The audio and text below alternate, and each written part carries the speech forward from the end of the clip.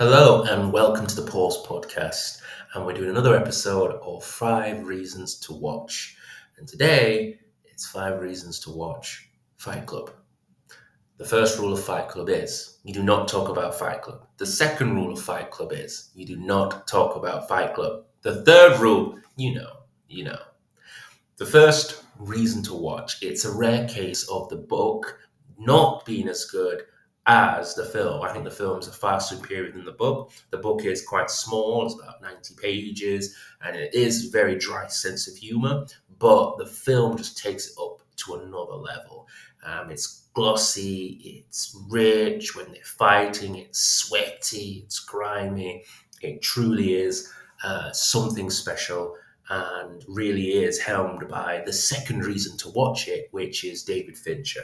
The director is probably at the height of his powers. They made it in the late 90s, I think 1999, and he's off the back of some fantastic films. And Fight Club is probably one of his best, if I'm being honest with you. He knows what to do with the camera, he knows what to do with the actors, and how to actually change and elevate the script so it really has something really interesting to say.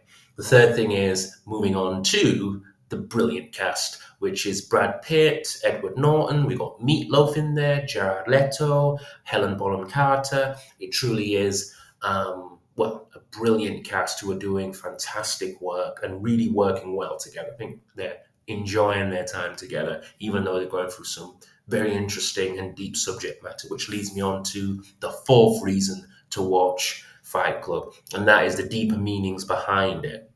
Obviously, it's very entertaining. There's a lot of bit of action in there as well, some interesting dialogue. But there's deeper meanings of a man who's truly suffering from mental illness way before people were talking about it. And also, it's also talking about masculinity, what it's like to be a man. If you want even toxic masculinity, and talking about male camaraderie and how to actually interact and what your place may be in the world. And as a 16-year-old watching it for the very first time, it probably was something that made me really take stock of what it is to be a man in this world.